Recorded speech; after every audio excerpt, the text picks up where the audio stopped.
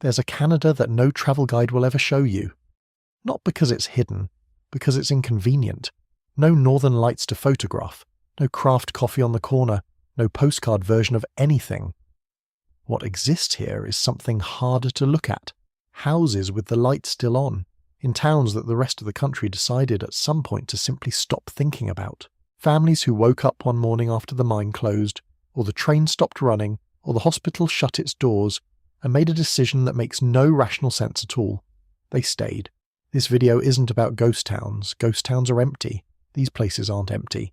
That's exactly what makes them so difficult to explain. Every city on this list is still inhabited, still breathing, still, in some quiet and stubborn way, refusing to disappear, even when every institution that was supposed to serve them already did. 10 places, 10 communities, and one question that's going to follow you all the way to the end. When a place stops offering you anything except itself, what does it mean to stay? There are towns that were built around a single idea, and when that idea runs out, you see exactly what the town actually was underneath it. Uranium City sits in the far north of Saskatchewan, on the shore of Lake Athabasca. Getting there means a flight, or, in winter, a road that only exists when the ice is thick enough to hold a truck. There's no other way in. For most of the year, there's no way in at all. The town was built in the early 1950s, when uranium became the most important mineral on Earth. The Cold War made it that way. Suddenly, the remote Canadian North had something the world needed desperately, and money poured in fast. At its peak, Uranium City had 5,000 people, schools, hotels, a bowling alley, the kind of infrastructure that makes a place feel permanent. The mine closed in 1982, not slowly, all at once. Within months, the population collapsed. Most people left with whatever they could carry. The federal government chartered flights to take residents out. That detail is worth sitting with for a moment. The government flew people away from their own town, as if the place itself had become a kind of emergency. Today, fewer than 200 people remain. The streets still have names. The buildings are still there, many of them. But the bowling alley is gone, the hotels are gone, and the nearest hospital is a flight away. What keeps people there? Some of them have been asked that question many times. The answers tend to be quiet. The lake, the land. A life built over decades that doesn't translate somewhere else. It's not that they can't imagine leaving. It's that they can't quite imagine what they'd be after they did. That gap between leaving and becoming something new is where a lot of these stories live. Some towns fail slowly through neglect or geography or time. Leaf Rapids failed differently. It failed because it was supposed to be perfect. In the early 1970s, the federal government set out to build something deliberate, a model town in the remote boreal forest of northern Manitoba. Designed from scratch around principles of modern urban planning, Leaf Rapids was meant to prove that Canada could develop its north humanely, that you could put 5,000 people in a wilderness and give them a real life. The town had a covered main street to protect residents from the cold, schools, a hospital, recreational facilities. It was planned, intentional, even idealistic in its way. What no one built into that plan was what would happen when the reason for the town's existence disappeared. The mine it depended on eventually scaled back. Federal investment quietly dried up. And Leaf Rapids, this showcase of what Canada could be, became a case study in what happens when a government treats a community like an experiment it can simply walk away from when the results stop being convenient. The hospital is gone now. The covered main street still exists, but it echoes. The population today is a fraction of what it once was. There's something particularly bleak about a planned town in decline. With a place that grew organically, you can tell yourself it just happened, that nobody chose this. Leaf Rapids doesn't have that escape. Someone chose this. Someone drew those streets and built those buildings and told people to come build their lives here. And then, when it stopped being useful, someone else walked away. The people who stayed didn't get that option. Flin Flon is one of those places where the geography itself tells you something is different before you've even set foot in it. The town sits on the border of Manitoba and Saskatchewan, literally on both sides at once, and it's built on rock. Not near rock, on it. The bedrock is visible everywhere, jutting through yards, pushing up through the ground, forming the actual surface that buildings rest on. For decades, below that rock, miners were pulling out copper and zinc in one of the largest base metal mining operations in Canada. The extraction shaped everything. The company, Hudson Bay Mining and Smelting wasn't just the main employer, it was essentially the civic infrastructure.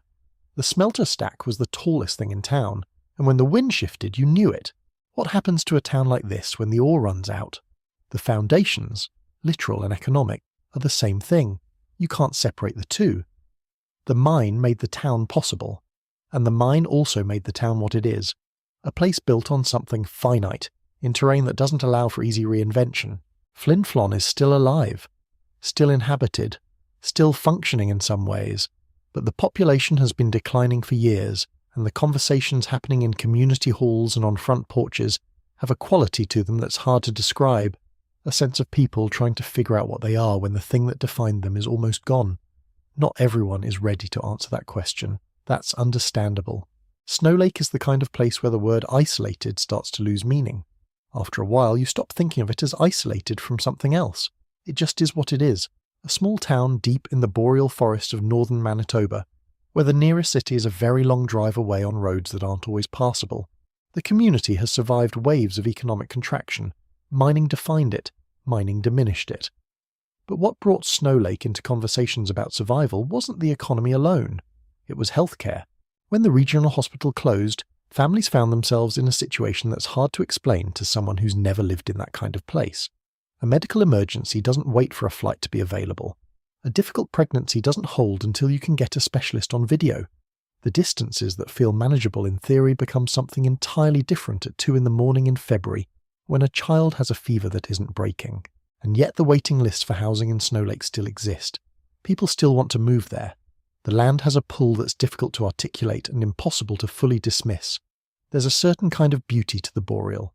It's not the dramatic beauty of mountains or coastline. It's quieter, denser, more patient. Some people respond to that deeply, and sometimes that response outlasts everything rational. Elliott Lake tried something that doesn't get tried very often. It tried to transform itself on purpose.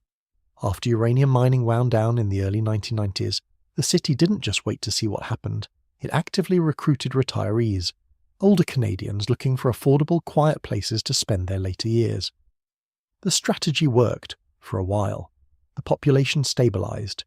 Businesses returned. There was something almost hopeful about it. Then, in June 2012, the roof of the Algo Centre Mall collapsed. 2 people died, dozens were injured. But beyond the immediate tragedy, the collapse exposed something uncomfortable about the city's reinvention strategy. It had been built on infrastructure that was aging and inadequately maintained, in a community that lacked the tax base to keep up. The mall had been leaking for years. Reports had flagged concerns. None of it was enough. What the collapse did to Elliott Lake wasn't just structural, it was psychological. The city had worked hard to define itself as a place of new beginnings, a fresh chapter. That collapse happened, literally and figuratively, in the middle of that story. The city is still there. People still live there, still love it, still build lives in it. But the optimism of the retirement experiment carries a different weight now.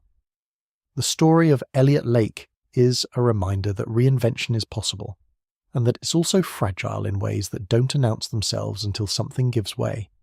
Some communities appear on this list because of economic collapse. Pikangikum appears because of something more deliberate.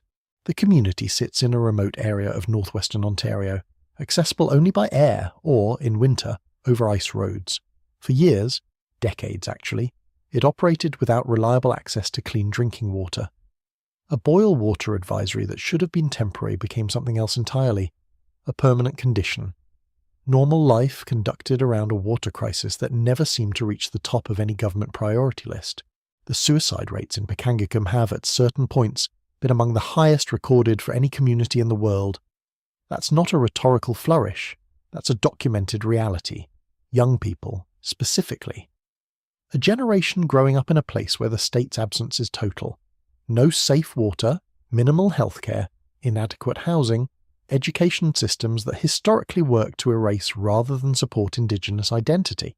To call this isolation is almost an insult. Isolation suggests a natural condition, like a mountain pass that's simply hard to cross. What happened in Pikangikum, and what continues to happen, is not natural. It's constructed. There are decisions made by specific people in specific offices that created and maintained these conditions over generations. The people of Pikangikum didn't choose remoteness. Their territory is their territory. The isolation was built around them.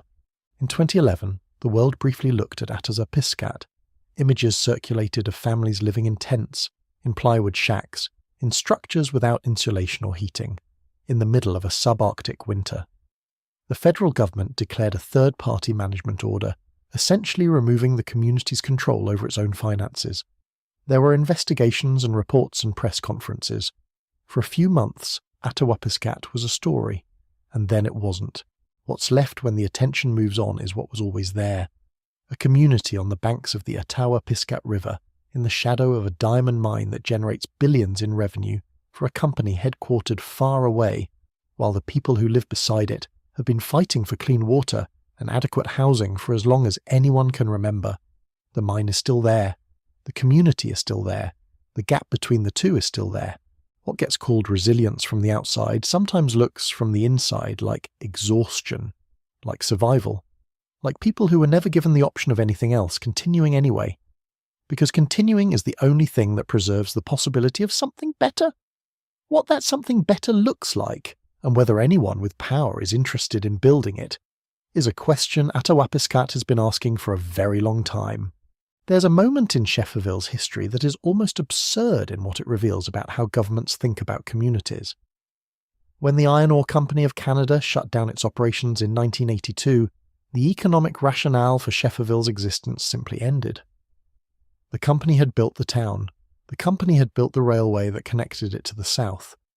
When the company left, the railway stopped running, and the Quebec government, faced with the cost of maintaining a remote city with no economic future, began exploring something remarkable, formally dissolving the municipality, closing the city by official decree. But the Innu and Naskapi communities on the territory's edges didn't leave. They had been there before the mine arrived, and they remained after it left.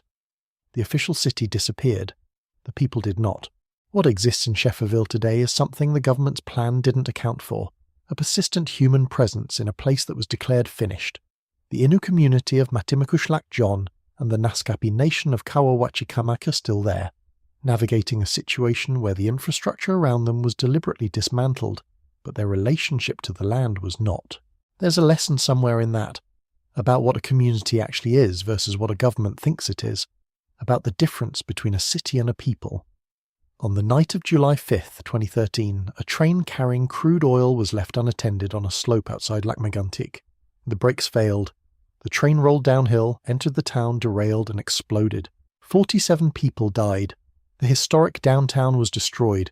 The explosion was one of the deadliest railway disasters in Canadian history. But Lac-Mégantic is not a ghost town. That's not why it's on this list. It's here because of what happened after, because the people of Lac-Mégantic chose to stay and to rebuild. Not out of denial or inability to leave, but out of something harder to name, an insistence that the town was more than its worst moment, that the disaster did not get to be the last word. What does it feel like to rebuild in a place that carries that weight? To walk through a rebuilt street and know somewhere in your body what used to stand there. The ground in Lac-Mégantic is contaminated in some areas. The river that runs through it needed decontamination. The landscape itself holds the memory. And still people live there. Still children grow up there. Still, on certain evenings, the remaining old buildings cast a light that makes the town look like it always did. There's something about Lac-Mégantic that defies the tidy narratives. Neither a tragedy completed nor a triumph achieved. Just a community in the long, unresolved work of continuing. There are communities in Canada's north that don't appear on the maps most people use. Not because they're secret, because the maps were never made for them. Small groups of indigenous families, Cree, Dene, Inuit, depending on the territory, maintaining a presence in land that their nations have held for longer than the country of Canada has existed.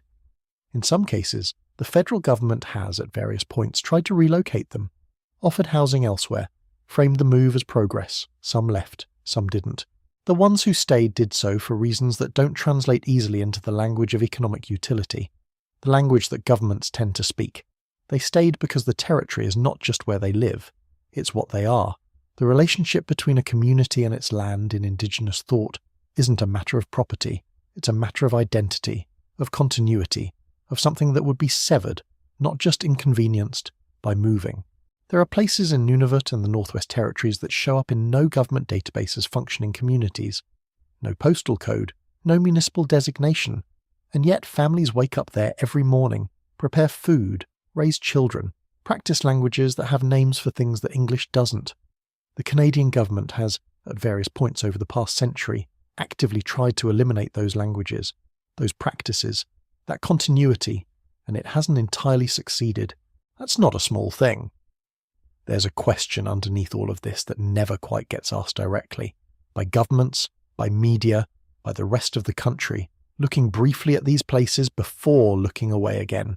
The question isn't why these people stay. The question is why staying was ever allowed to become this hard. Every town on this list exists in its current condition because of decisions. Decisions to close a mine without a transition plan. Decisions to withhold water infrastructure for decades. Decisions to dismantle a railway and see what happens. Decisions, repeated across generations, to treat certain communities as temporary, as problems to be managed rather than places to be sustained. The families who stayed are not curiosities. They're not proof of some noble human spirit.